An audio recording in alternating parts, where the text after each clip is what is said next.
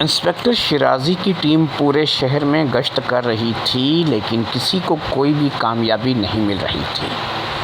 ادھر ہر روز اخبار میں ایک نئی خبر آ رہی تھی، یعنی لوگ اس بات کو جاننے کے باوجود بھی کہ ان کی جان کو خطرہ ہو سکتا ہے اور کوئی ایسی ہستی بس شہر میں گھوم رہی ہے کہ جو ان کا دل نکال سکتی ہے، پھر بھی اپنی حرکتوں سے باز نہیں آ رہے تھے۔ کسی نہ کسی علاقے میں، کسی نہ کسی محلے میں، کسی نہ کسی جگہ روزانہ کوئی نہ کوئی ایسی واردات سننے میں آ رہی تھی جس میں بتایا جا رہا تھا کہ فلاں شخص رات کو ایک لڑکی لے کر کے آیا اور صبح وہ اپنے کمرے میں مردہ حالت میں پایا گیا اور اس شخص کا دل سینے سے غائب تھا۔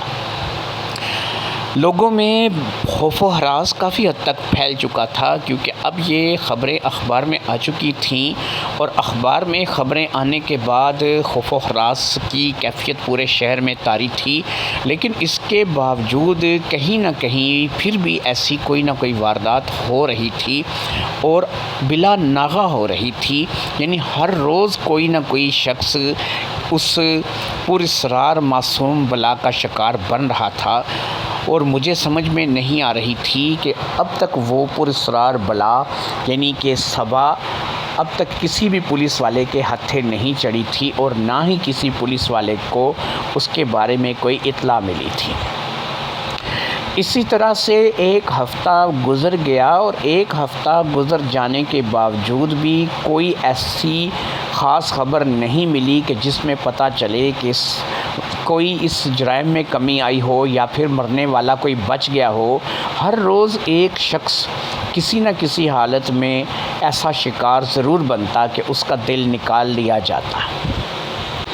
اب تو اخبار میں بڑے زوروں شوروں کے ساتھ ان خبروں کا چرچا تھا اور اخبار جو کہ شہر کے کونے کونے تک جاتا تھا، اس کی وجہ سے امید تھی کہ جرائم میں کمی آئے گی اور لوگ جو ہے وہ اپنے آپ کو سنبھالیں گے، لیکن یہاں پر تو معاملات الٹے چل رہے تھے، ایسا کچھ دکھنے میں نہیں آ رہا تھا۔ ہر روز ایک واردات ہوتی۔ اب تو چند ایک مزید واردات کی میں نے بھی تحقیق کی تھی اور اب میں آپ کو یہ بتاتا چلوں کہ زیادہ تر حلیہ صبا سے میل کھاتا تھا، یعنی کہ اب جو بھی وارداتیں کر رہی تھی وہ صبا ہی کی شکل میں کر رہی تھی، یعنی وہ اگر اس کی اصلی شکل تھی تب بھی اور اگر اس کی بناوٹی شکل تھی تب بھی اب زیادہ تر وارداتیں صبا ہی کی شکل میں ہو رہی تھیں۔ میں انسپکٹر شیرازی کے ساتھ مکمل رابطے میں تھا، لیکن ہمارا رابطہ بھی کسی کام نہیں آ رہا تھا۔ میں نے اس کو یہ بات بتائی تھی کہ اس دن کے بعد سے دوبارہ میری صبا سے ملاقات نہیں ہوئی ہے اور انسپکٹر شیرازی نے بھی اس کے اسکیچ تیار کروا لیے تھے میرے بتائے ہوئے حلیے کے مطابق۔ اب بہت سے پولیس انسپکٹروں کے پاس صبا کے اسکیچ موجود تھے۔ ان فیکٹ اس علاقے کی، اس شہر کی جتنی بھی پولیس اسٹیشن تھے، تقریباً ہر پولیس والے کے پاس صبا کی تصویر پہنچ چکی تھی۔ صبا کی تصویر بنانا یقین کریں اس قدر کوئی مشکل نہیں تھا۔ انتہائی معصوم سا چہرہ تھا، 15 سال کی ایک بچی جو کہ جینز اور ٹی شرٹ میں ملبوس تھی اور بہت ہی پیارے سے نقوش، بہت اچھے سلکی بال اور دبلی پتلی سی، ایسا سوچ بھی کوئی نہیں سکتا تھا کہ یہ لڑکی اس قدر سنگین قاتل ہو سکتی ہے اور وہ کسی کا دل اس کے سینے میں ہاتھ ڈال کر نکال سکتی ہے، لیکن حقانی کو کوئی ٹال نہیں سکتا تھا اور سچائی کو کوئی جھٹلا نہیں سکتا تھا۔ ہو تو وہی رہا تھا جو بتایا جا رہا تھا۔ چند دن مزید گزر گئے لیکن کوئی کامیابی کسی بھی صورت میں کسی کو بھی نہیں ہو رہی تھی۔ یہ جمعرات کا دن تھا اور میں دفتر سے جلدی گھر آ گیا تھا۔ میری طبیعت کچھ ناساز سی معلوم ہو رہی تھی۔ میرا ارادہ گھر میں جا کر کے آرام کرنے کا تھا۔ میں گھر آیا، میں نے دوائی کھائی اور تھوڑی دیر کے لیے لیٹ گیا۔ تقریباً 2 گھنٹے کے آرام کے بعد میں نے اپنی طبیعت کو کافی بہتر محسوس کیا۔ مغرب ہونے والی تھی، میں نے سوچا چلو جا کے قریبی مسجد میں نماز پڑھتے ہیں اور نماز کے بعد تھوڑا سا گھوم پھر آئیں گے۔ آج اگر جلدی گھر آ ہی گیا ہوں دفتر سے تو چلو اس کا کچھ فائدہ اٹھا لیا جائے۔ تو میں آرام کر چکا تھا، جس سے میری طبیعت کافی فریش ہو چکی تھی، اور میں نے اب گھر سے باہر نکل کر قریبی مسجد کا رخ کیا۔ مغرب کی نماز ادا کرنے کے بعد میں مسجد سے باہر نکل آیا، اور پھر میں ایسے ہی انجانے راستے پر ایک طرف چل پڑا۔ انجانہ راستہ اس لیے کہوں گا کہ میں زیادہ تر تو موٹر سائیکل پہ ہی آتا جاتا تھا، میں کبھی پیدل ان راستوں پر نہیں چلا تھا، پیدل میرے لیے یہ راستے انجان ہی تھے۔ اسی طرح ٹہلتا ٹہلتا میں کافی دور نکل آیا، اور مجھے سامنے ہی ایک پارک نظر آیا۔ اس پارک میں کبھی گیا نہیں تھا، لیکن اب کیونکہ رات کافی ہو چکی تھی، لیکن اس پارک میں ابھی بھی اچھی خاصی گہما گہمی تھی۔ یہاں پہ میرے خیال میں زیادہ تر فیملیز آتی تھیں، اور یہ پارک رات دیر تک کھلا رہتا تھا، تو میں نے سوچا میں بھی تھوڑا سا وقت پارک میں گزار لوں۔ میں پارک میں اندر داخل ہونے لگا تو مجھے وہاں سے ایک ٹکٹ خریدنی پڑی، کیونکہ پارک میں داخلے کے لیے ایک ٹکٹ تھی جس کے کہ زیادہ پیسے نہیں تھے، صرف 30 روپے میں نے وہ ٹکٹ خرید لی۔ ٹکٹ لے کر کے میں پارک کے اندر داخل ہوا اور پارک میں گھومنے لگا۔ گھومتے گھومتے میں ایک جگہ پر جا کر ایک بینچ پر بیٹھ گیا۔ یہ کافی سنسان سی جگہ تھی، یہاں پر زیادہ آمد و رفت نہیں تھی، جو لوگ تھے وہ پارک میں دوسری طرف زیادہ تر آ جا رہے تھے، لیکن یہاں پر قدرے خاموشی اور سکون تھا۔ شاید اسی وجہ سے میں یہاں پر آ کر بینچ پر بیٹھ گیا تھا۔ ابھی میں اس بینچ پر بیٹھا ہی تھا، اور مجھے بیٹھے ہوئے تھوڑی ہی دیر ہوئی تھی کہ میں نے اپنی دائیں طرف گھوم کر دیکھا تو میرے ساتھ بھی کوئی آ کر کے بیٹھ گیا تھا۔ پہلے تو میں نے اس چیز کو محسوس نہیں کیا تھا کہ میرے ساتھ بھی کوئی بیٹھا ہوا ہے، لیکن تھوڑی ہی دیر میں مجھے واضح طور پر ایسا محسوس ہوا کہ جیسے میری دائیں طرف کوئی بیٹھا ہوا ہے۔ جب میں نے دائیں طرف گھوم کر دیکھا تو وہ اور کوئی نہیں، صبا تھی۔ وہ مجھے دیکھ کر مسکرائی، اس کے چہرے پر ہلکی سی مسکراہٹ تھی، اور اس نے مجھے کہا، کیا بات ہے، آپ سارا پارک چھوڑ کر یہاں اس سنسان کونے میں آ کر بیٹھ گئے ہیں؟ گھومیے پھریے، آپ کو تو گھومنا پھرنا چاہیے۔ میں نے کہا، صبا ہو نا تم؟ کہنے لگی، ہاں میں صبا ہوں، آپ نے ٹھیک پہچانا ہے۔ کیا آپ اتنے دنوں میں مجھے میرا نام اور میری شکل بھی بھول گئے ہیں؟ میں نے کہا، نہیں بھولا نہیں ہوں، تم کوئی بھولنے والی چیز ہو، بس میں ذرا شور شرابے سے اکتا گیا تھا تو اس لیے ادھر سائڈ پر آ کر بیٹھ گیا۔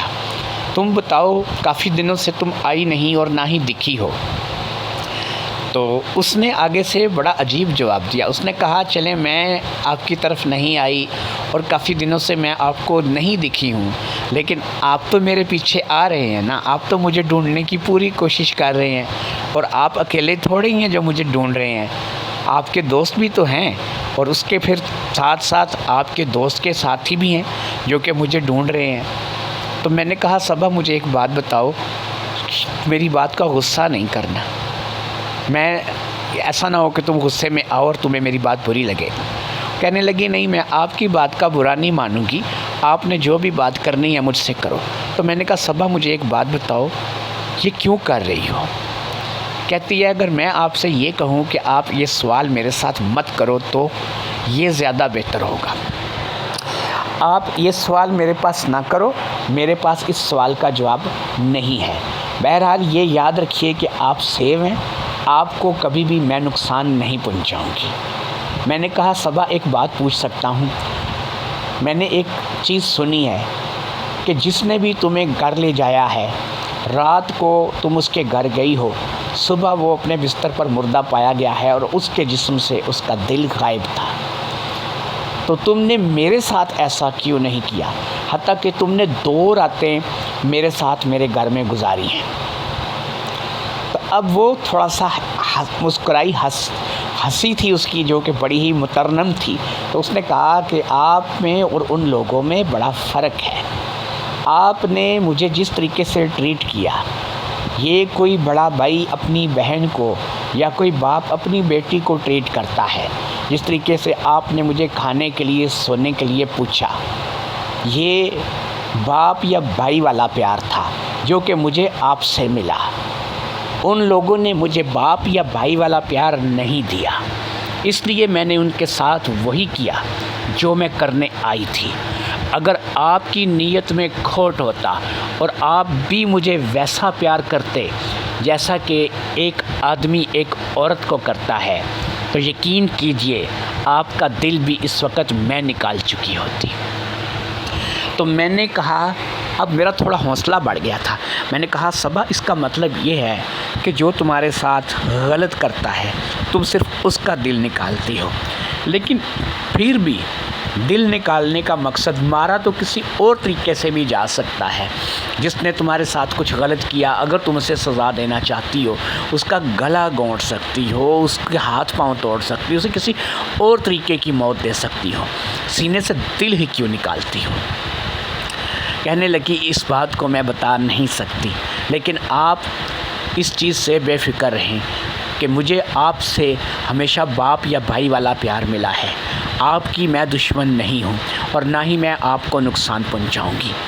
میں نے کہا لیکن اب یہ دیکھو، جیسا کہ تمہیں پتہ ہے میرا دوست بھی تمہیں اپنی فورس کے ساتھ تلاش کر رہا ہے، میں بھی اس پریشانی میں ہوں کہ ایسا کیوں ہو رہا ہے اور اس کی کھوج لگانے کی میں کوشش کر رہا ہوں۔ تو ایسا بھی تو ہو سکتا ہے کہ تم میری اور میرے دوست کی اور اس کی فورس کی بھی دشمن بن جاؤ۔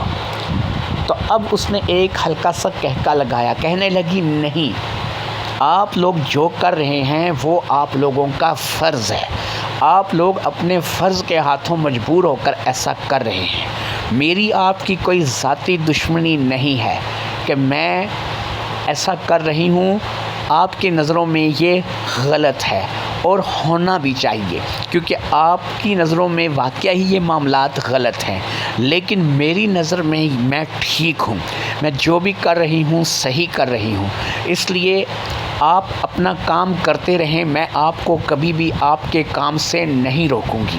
اور ہاں یاد رکھیے، آپ کو، آپ کے دوست کو یا اس کی فورس کو مجھ سے کوئی نقصان نہیں پہنچے گا اس وقت تک جب تک ان کے اندر کا حیوان نہیں جاگے گا۔